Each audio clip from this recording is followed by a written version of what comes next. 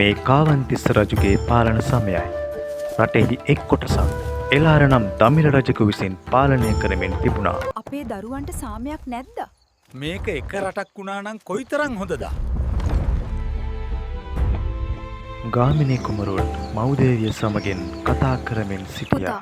බලය කඩුවෙන් පමණක් ගන්න බෑ. මෑණියනි, මට ඕනේ රටට සාමය ලබා දීමටද? ඒත් ආදරේ කරුණාව අමතක කරන්න එපා පුත් කුමරුනි. එළලාර අදත් පන්සල් දේවාල කඩල විනාශ කරලා. මම මේ රට එක්සේසත් කරන. රටට සාමය ගේනවා. යුද්ධය නොවේ විසඳුම. තරුණ ගාමිණී කුමරුවන් රට එක්සේසත් කිරීමට සේනාව රැස් කළා. දස මහයෝධයින් පුහුණු කළා.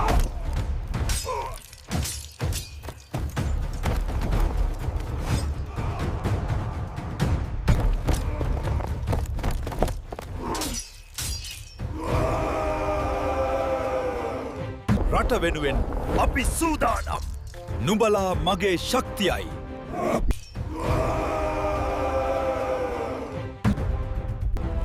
ඒ අතර කාලයේ කණ්ඩුල නම් මංගලහස්තියා කුමරුට හිමි වුණා. යාළුවා, රට වෙනුවෙන් යමු.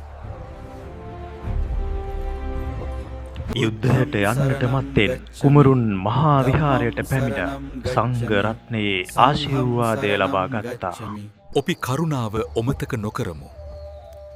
සැබෑ ජය හදවතින් පටන් ගනී.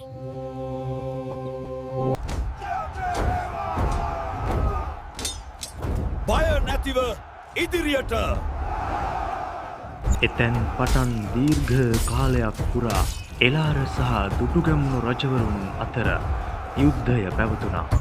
එම යුද්ධයෙන් බොහෝ පිරිසක් ඝාතනයට ලක් වුණා. සදාකාලික ආබාධිතයින් බවට පත් වුණා. යුද පිටියේදී නුඹගේ හමුවීම මට ගෞරවයක්. මාගේ මව්බිමේ සාමයයි මගේ අරමුණ.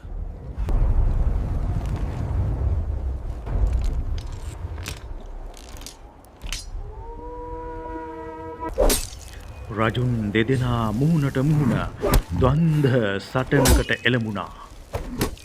අවසානයේ සටනින් එළාර රජු ඝාතනය වුණා. සතුරකු වුවත් ඔහු ගරු කළ යුතු සතුරෙකි සෙබළුනි ඔහුට ගරු කරනු. ස්වාමිනිත්, ඔබන් නම් සැබෑම රජෙක්. සතුරෙකු වුවත් එළාර රජු ශ්‍රේෂ්ඨ රජෙකු ලෙස සැලකුණා. එබැවින් ගැමුණු රජු පවා ඔහුට ගරු කළා.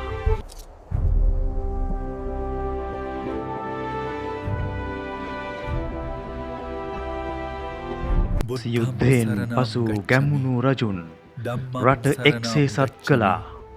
සමෘද්ධිමත් රාජ්‍යයක් බවට පත් කළා. සියල්ලට වඩා මට වටින්නේ මව්බිමේ ඒකීය බවයි සාමයයි. යම් දිනක මා මියනාතුරු දිවි දෙවැනි කොට මව්බිම රකිමි, ආරක්ෂා කරමි. මෙය මාගේ නොව නුබලාගේ ජයග්‍රහණයකි. මව්බිමේ උරුමය දිවි දෙවැනි කොට රකිමි.